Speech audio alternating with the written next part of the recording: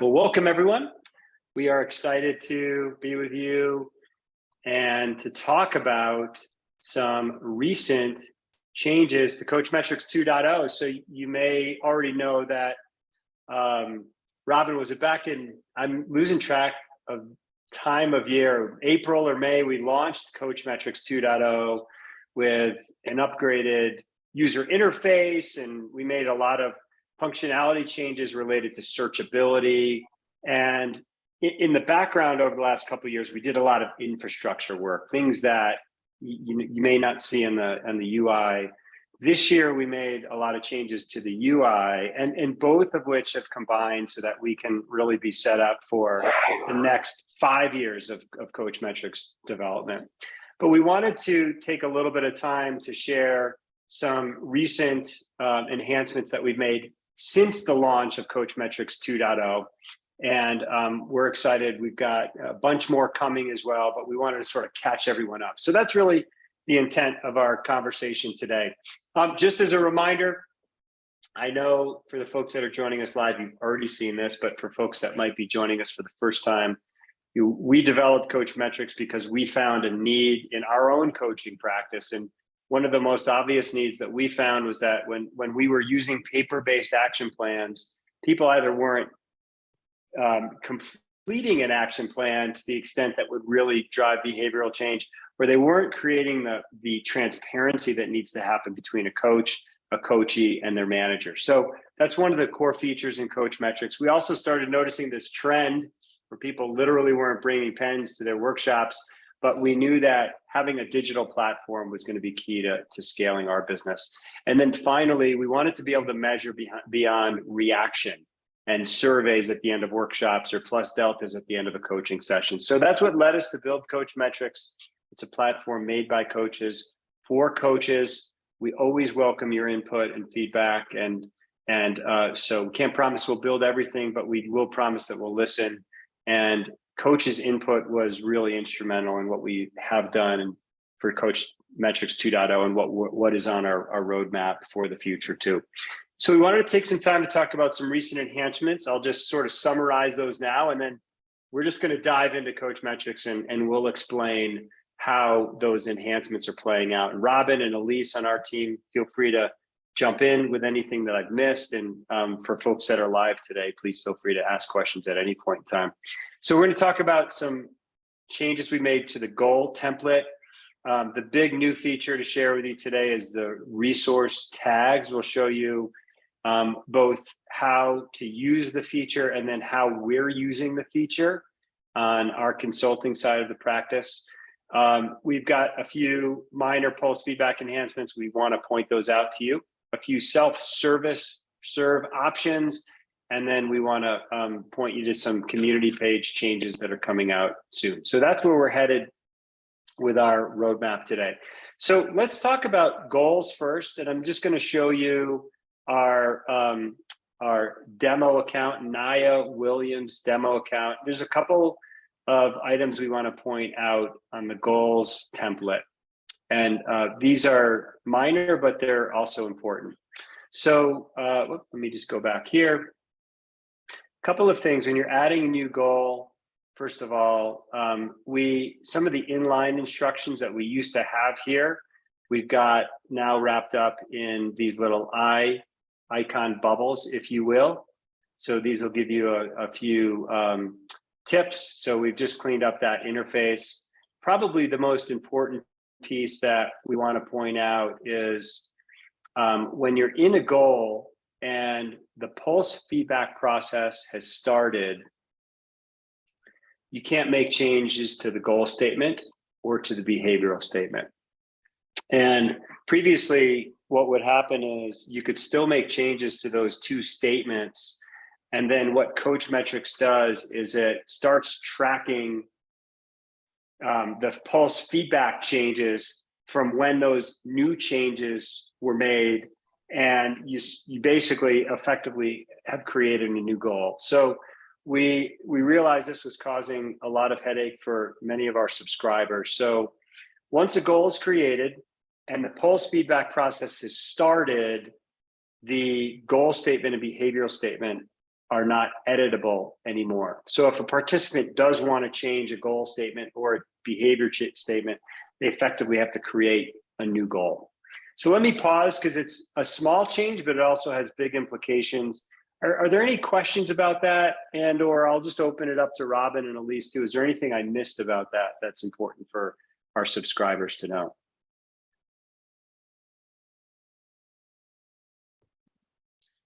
I guess one thing I would point out, Sal, is that this doesn't mean that new goals cannot be added, or if it is materially different and just needs to be refined, that can always be done at any point in the process. So it's not that that can't happen.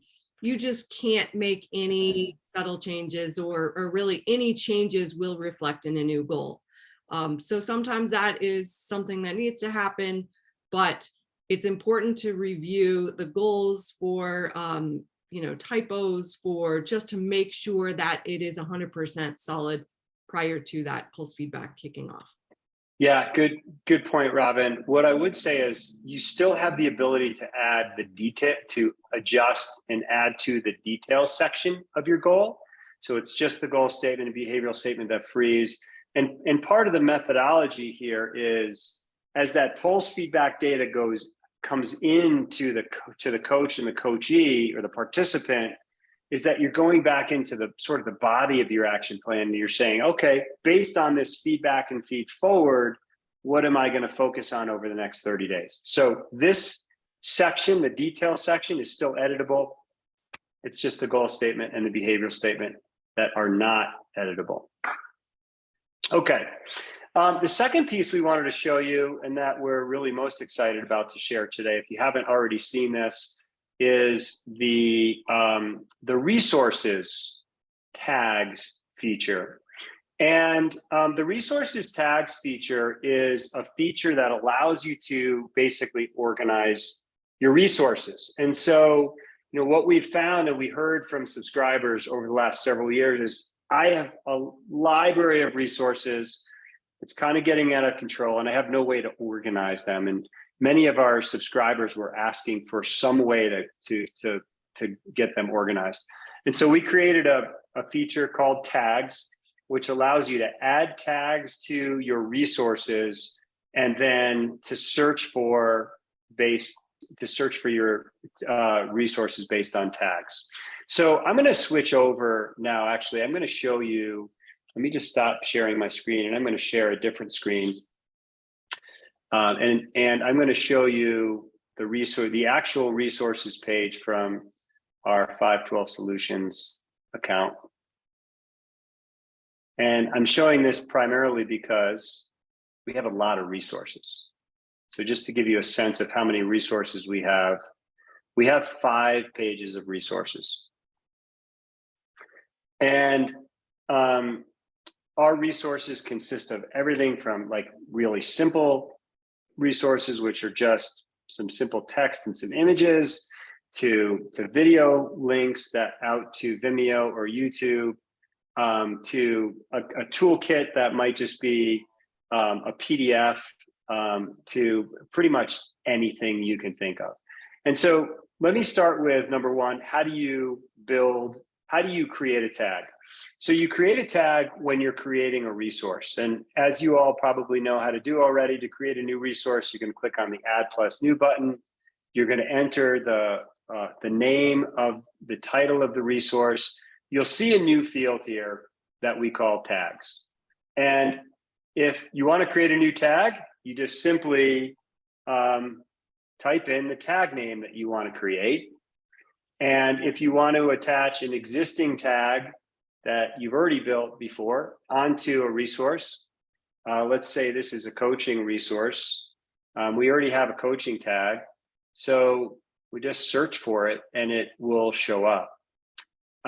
If you're not sure what tag you want to attach, as soon as you click your mouse in the box, you'll see a scroll box show up with any tag that you've already created in the past that you can select. And then you build the rest of your resource, adding content or video or whatever you're going to include in the resource. And when you're done, you click add the resource, and any new tags that you've created have been available. And now when you go to select or search based on your tags, all you have to do is use this select tags resource.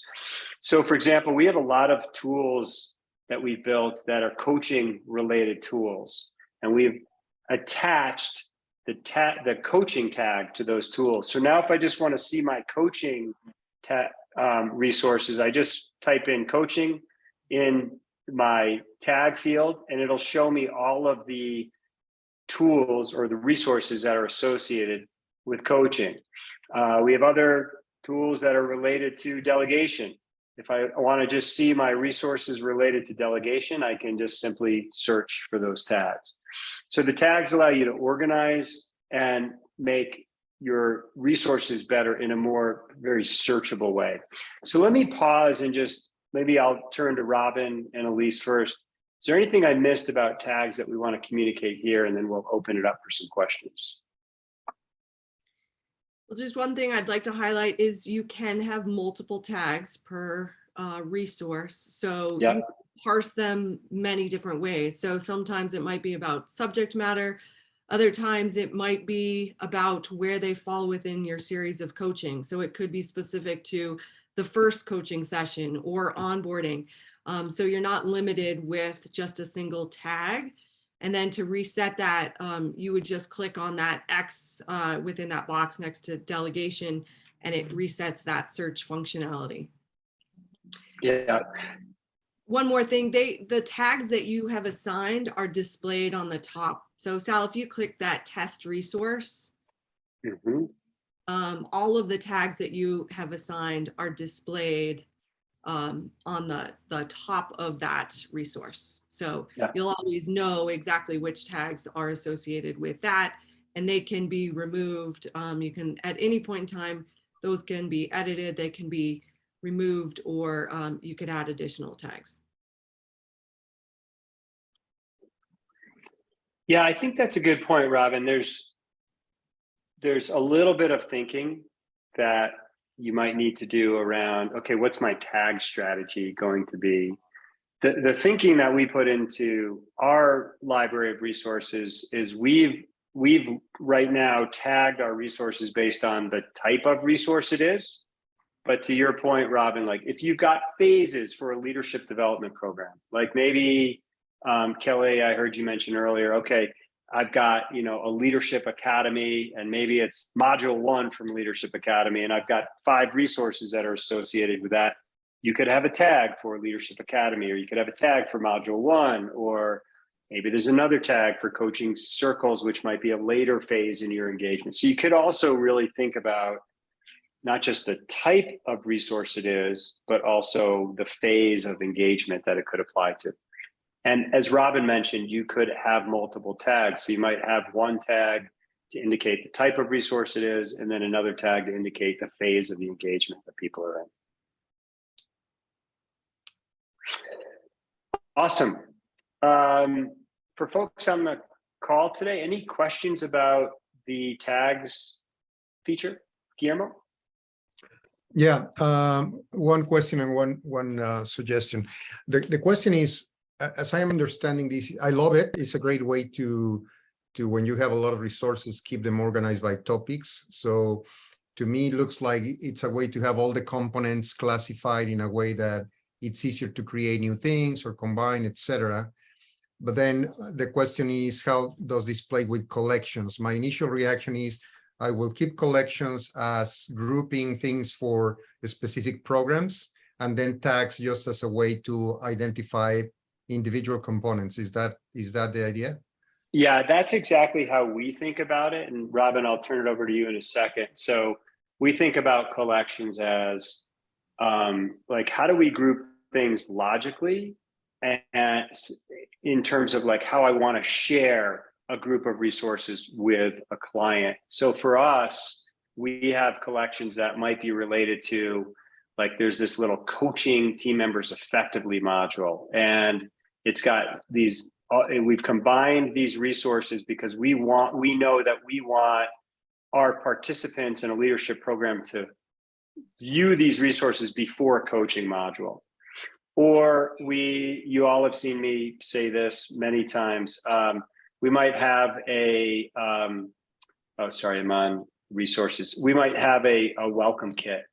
And so in our leadership program, we've got a welcome letter, and then we've got a video, and then we've got our leadership coaching agreements, and then we've got a book that we want people to read as part of their welcome kit. So we think in terms of collections as like anytime you want to group resources and share them at one time with your participants. Is that helpful, Guillermo? Yeah, that was my reaction to this. But it's great to have the tags. So when you're creating new things, you can search by topics and then use things that can be recycled for new programs. That's exactly right. Yeah. Robin, did I miss anything there, or is there anything you would add in terms of a distinction between the resources tags and the collections? No, I think you covered it. It's just important to recognize that there's no direct correlation between the two. So you need to, it won't automatically create a collection for you if you identify a group of resources via tags. The collections are more kind of client facing, so they will see exactly the name of that collection, whereas the resources, that is all hidden from them. It's more of a coaching tool, so you can parse out your resources however you want to see them. Okay, and then Be redundant, or they might be a direct copy of those tags, but they don't have to be necessarily either. Okay, then from your comment, also another question came to my mind. So the clients are going to be able to see the tags or not? They cannot. Okay. Nope. Those are just available to the coaches on the account. Okay, excellent. And then I love it so much that my suggestion is I can't wait to have that in collections, assignments, and discussion templates. So it goes all through the library, having tags for each of the categories would be great. That's a really great point. And even projects, Guillermo. That's another place where we think we might try to use tags. We have a little bit of, part of our intent with Coachmetrix 2.0 is to, and actually this was one of your suggestions early on, is to make sure that the navigation is clean throughout the whole process. So right now, if I'm inside of a participant's account and I want to assign a resource to them, I have to back all the way out to resources, assign it, and then go back into their account if I want to work in their account. So that's part of the navigation that we are cleaning up as part of this process. It's a little bit of ways down the road, but our intent with the tags features is that eventually it gets rolled out to some of those other features as well inside of Coachmetrix. Excellent, thank you. Yeah, great. All right, I'm going to go back into my other demo account. Anything else on tags before we shift to the next item? All right, share my screen again. Okay, so I'm back into our demo account. So the next item we wanted to talk about is pulse feedback. We made a couple of minor changes to pulse feedback, but this is just important to show you some of the enhancements we've made here. I'm going to go back into Naya's account and we'll check on Naya. So when I go into the feedback, the pulse feedback page, again, this is the page where we really configure the pulse feedback at the individual participant level.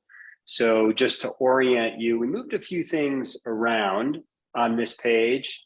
At the top left of the page, this is where you can enable the automatic pulse feedback requests. Again, you can set the frequency and the date for your next pulse feedback round. I'm just going to close out of that so I don't regenerate it. In the right-hand side, you will see the pulse feedback settings. So the number of rounds that you currently have configured, the format scale that you currently have configured, the current privacy setting, and the reminder setting. If you want to edit those settings or look at those settings in detail, you can click on the link that's on this page. And then you'll see the pulse feedback history in the lower right-hand side. So when each of your rounds have gone out. The part that we want to highlight is over here, which is preview your pulse feedback survey.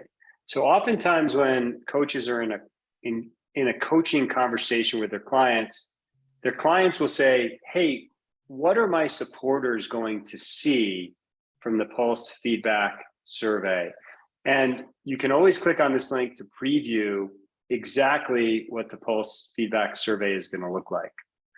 And so again, it's going to show you who's getting the survey, what request it is, the survey question that people are responding, supporters are responding to, the scale you're using, and then the improvement recommendations, or the feed forward, if you will. So we really wanted to highlight that the Pulse Survey preview link is available anytime your clients ask you, what will the supporter see? You can show them directly. Robin, did I miss anything? Any other adjustments that we made on this Pulse feedback page? No, I think it's really just a great useful tool for coaches to see too. So did I construct that statement appropriately? Did I include all of the elements that I really wanted to? And then was the scale and the anchor values that were selected, are they consistent with what I am asking that supporter to respond to? So it's just a great little sanity check before you kick off the pulse feedback, that you can see exactly what the supporters will see to make sure that it's worded appropriately.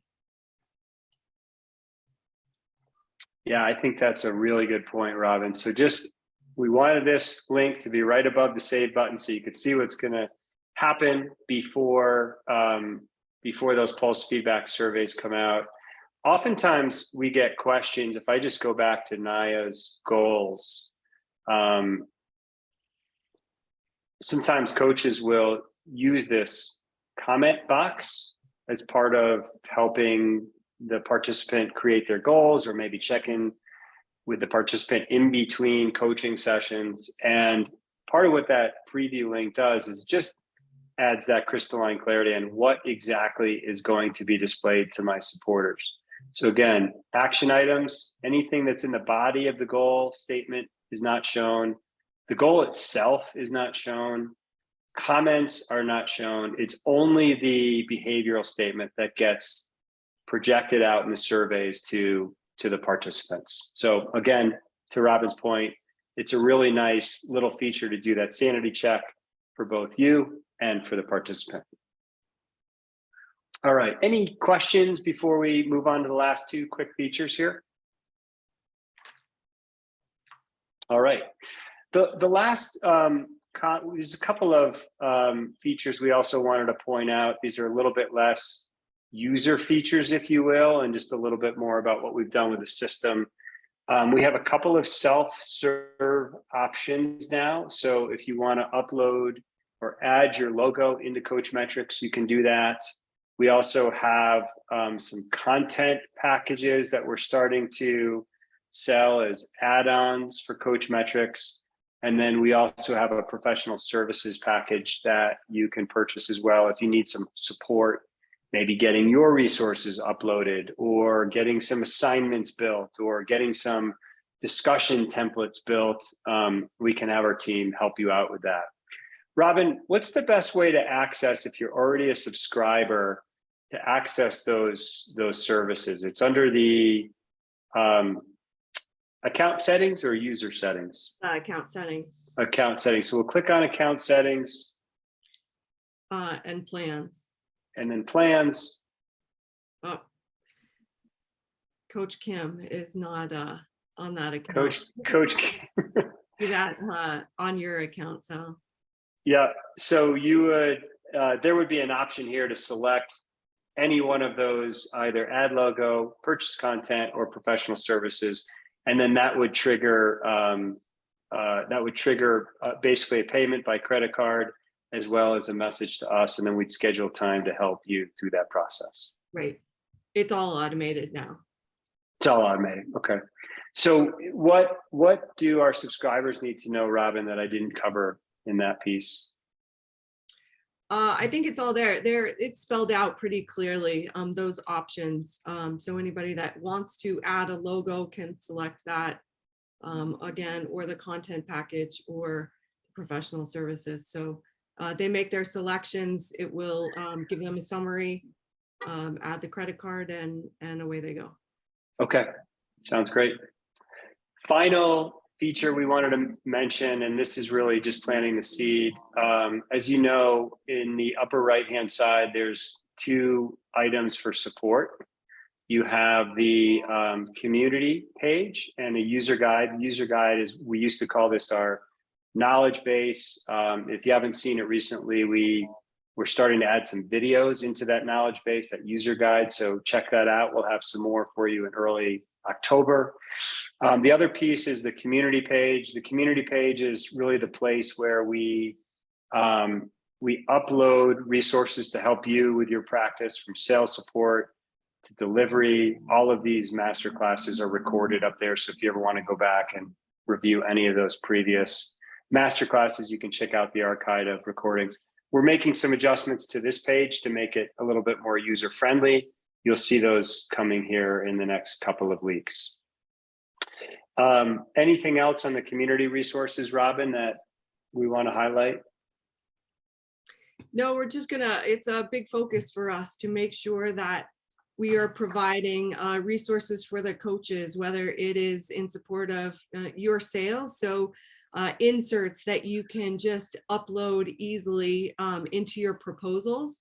You don't have to give it a whole lot of thought, but it really presents Coachmetrix as part of your offering, as well as just delivery tools. What do you need in order to better support your clients? So putting those out there for you to access whenever you need them. Yeah, and I would also open it up to folks listening, whether it's live or recorded. Let us know what you need too, because we might have some tools that we can build that will help you in the sales process, as an example, or maybe there are things that you need to better onboard your your participant, or for your participant to onboard their supporters.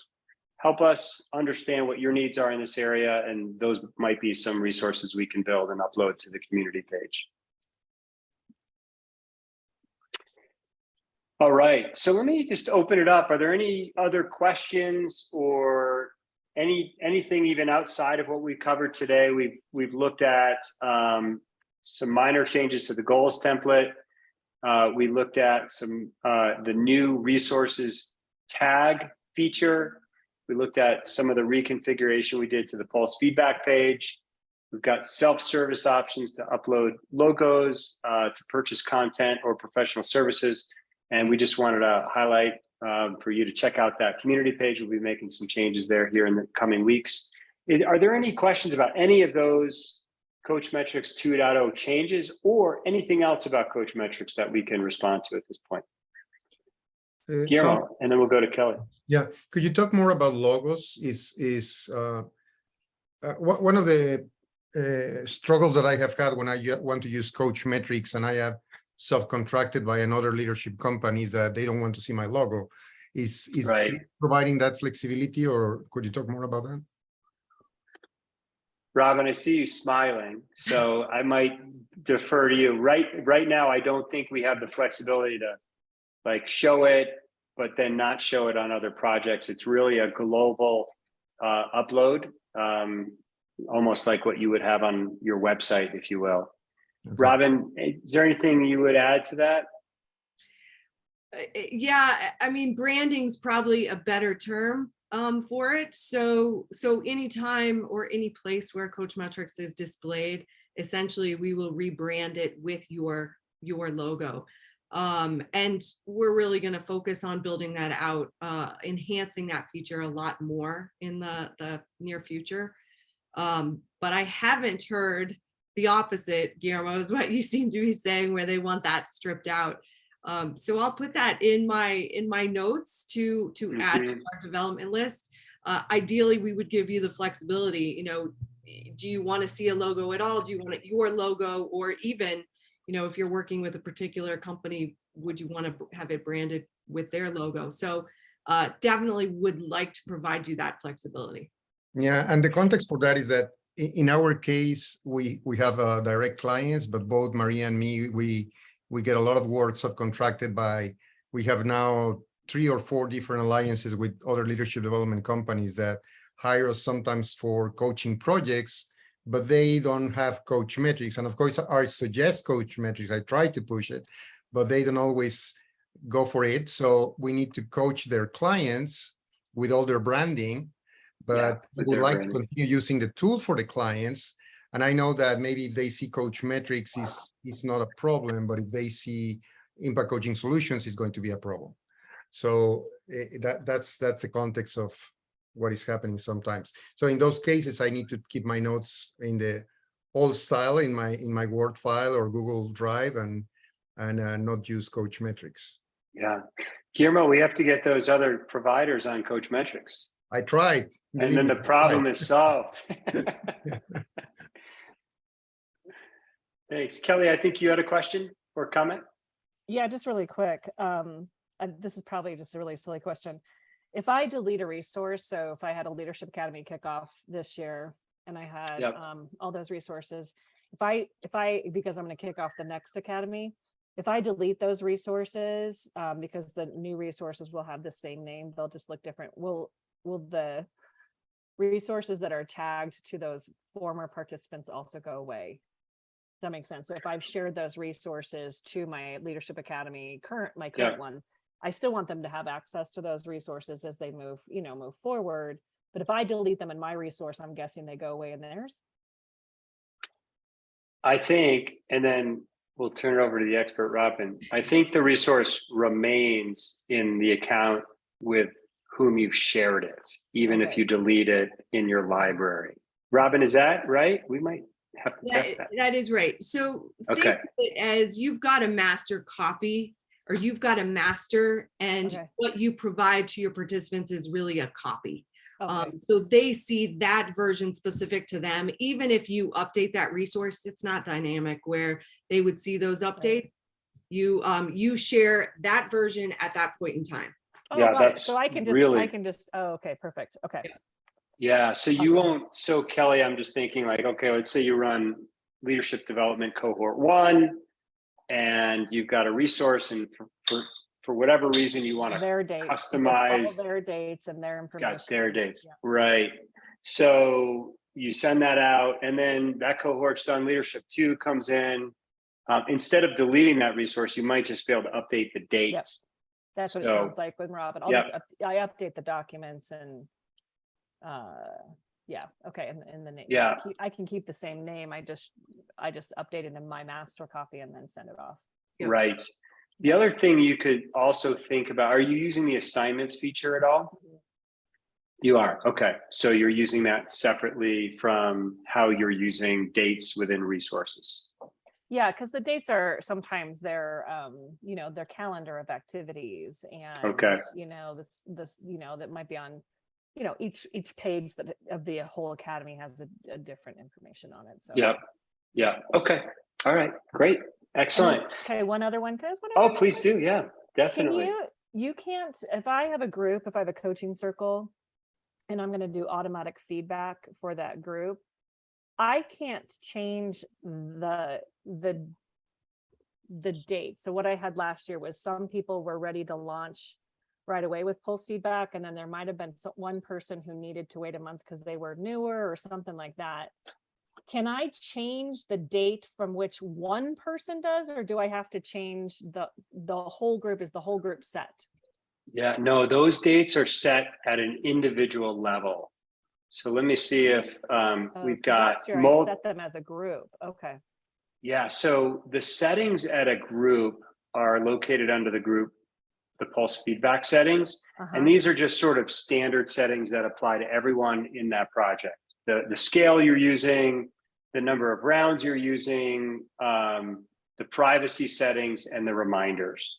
Okay. But to actually start the pulse feedback, you have to go into each person's account, and I'm not And that's where you're going to set the feedback at the individual level. So if Mary's ready for feedback on October 1st, I would use an October 1st date for Mary. But if someone else in my project needs feedback starting October 15th, you know, Pablo, I can set Pablo's for October 15th. Oh, okay, I'm sorry. I thought Gross! I must have done it last year, but I thought I had done it all at the same time. And what I was having was there was some, when I reset it for the whole group, like everybody got a 4th round instead of the 3rd. It was a little messy. So that was my fault. Okay.